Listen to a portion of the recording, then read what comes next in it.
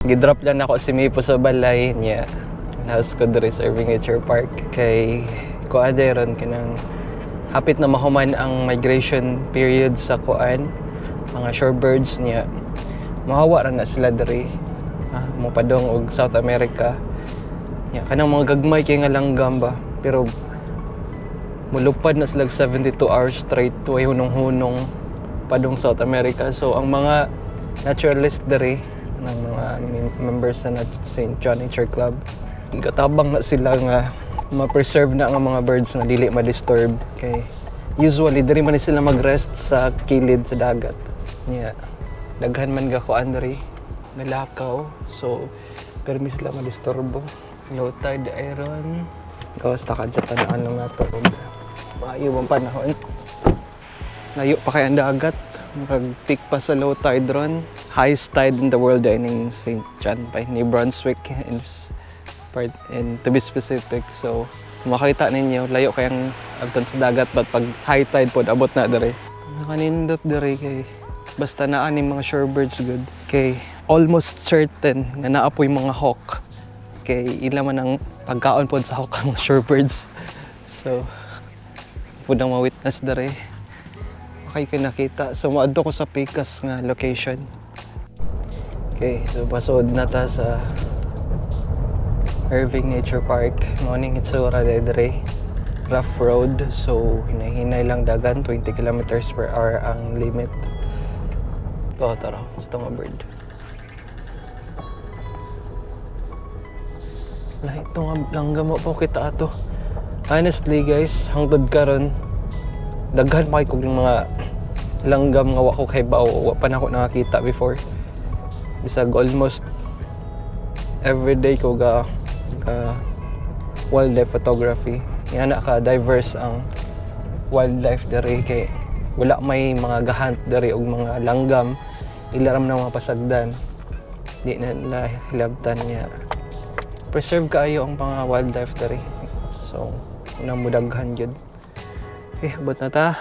Ready na akong stuff. Ako'y bag, camera. Kani pinaka-importante sa tanan kay daghan kay lamok diha sa marsh. So, okay na ako dareron guys. Nakadakong apan kay wa na ako nadala akong shoulder sling para ani. Taod na ako ang ang bitayanan pero wa din ako nadala akong pang sling kay dali lagi ko lakaw kay gapas ko sa adlaw morning trail sa akong adtuan padong sa marsh muraranig sa kuan na kani nga feeling maglakaw gingani murag sa baongon nga padong suba sa una ang oras ka kay 6 kapin siya.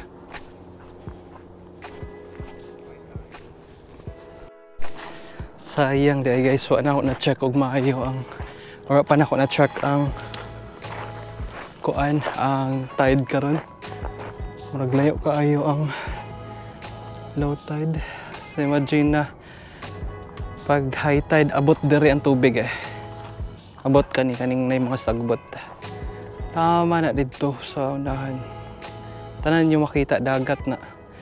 Pero karon mala kayo. Maasin na lang tani na tayo makita nga langgam na rin. Dito na ako nakita tong Northern Harrier gani gahapon. Kaning part. So grabe ka low tide. Lisod dagkuan na ni ron.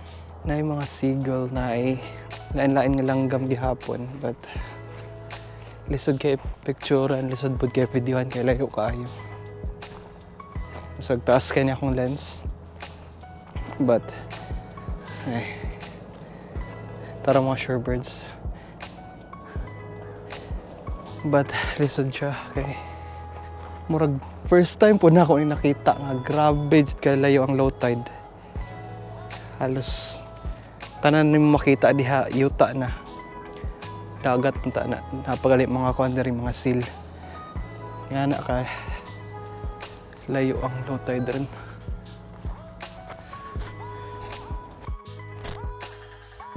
So video nanta murag kuan ba murag tinuod nga wildlife photographer. Eti, failed ni rin eh.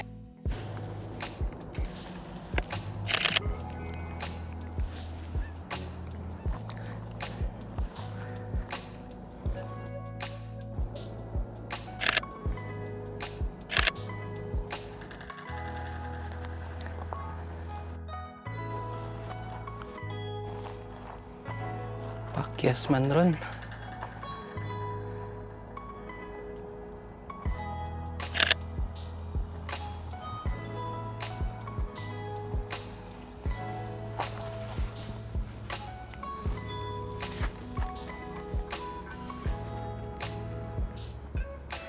Nasa ka shorebird oh. Sa laag. Saag na siya si Raisa. Tagsara kay kung makita og shorebird nga wala na yung kauban. Usually mo tapok mo ni sila. Saradari. Yeah. Wala sila. Ilan sa palibot. Nabigad siya. Siya.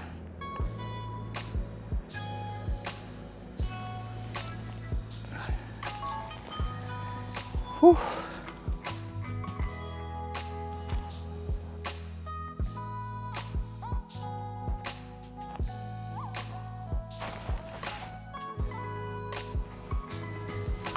May action dito guys oh. Kanang dako kay na eagle. Okay, so balhin ko dito sa Picas guys kay murag minus ang action dere. Na ko yung nakuha ang mga video gamay. But hindi kayo daghan ayo pa jud kayo. So nga pa ni mag high tide. Pag high tide na, diri dapit ang nindot na spot kay maabot man diri ang tubig. So lakaw ka diri daghan kay sila. Katong mga birds dito. Diri to sila magtapok. Anyways, basta nga ni na isa ka spot nga nindot ang bayan. Okay. Kita ta dito mga eagle o mga osprey nga gahunt. Balik na ko sa auto. Balintag spot. So dito tag-ikan guys. Kata kana diha tag-ikan gini. Ayan, tambalhin. Kana diha nindot ang spot but na naka-park nakauna sa ato so diretso ta Picas. There's so many differences in each of us. Trust your gut, it can show you what you want. Living life, every day, late at night, not okay. All I want, and I pray, all I need are some better days. Yeah, all I need are some better days. Cause all I want, and I pray, I believe in the better days. Living life, every day, late at night, not okay. All I want, and I pray, all I need are some better days. Yeah. All I need are some better days. Cause all I want, and I pray, I believe.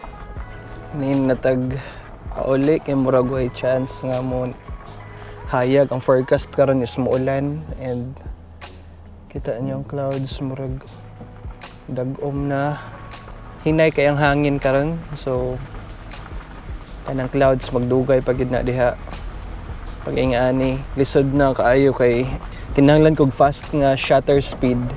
So makompromise iyahang brightness sa iyang ISO. Kung taas po kayang ISO, noisy ang picture. So dili kay siya usable para sa ako It's been good. Nag-chill na lang ako dito. Tanaw-tanaw lang sa palibot.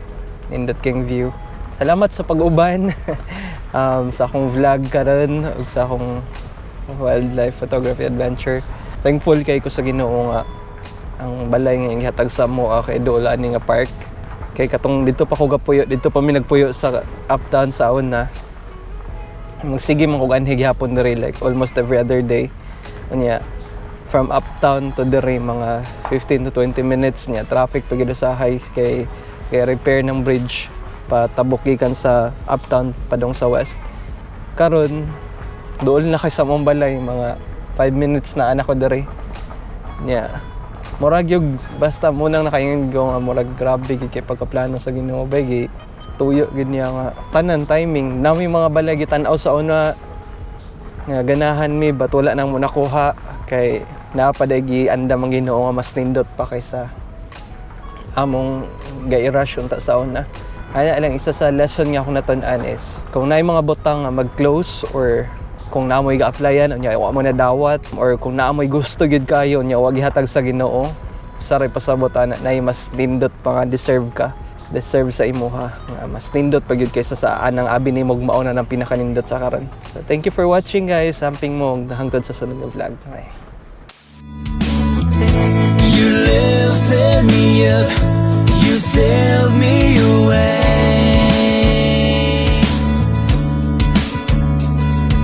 The world keeps on turning, the struggles never end, but take on my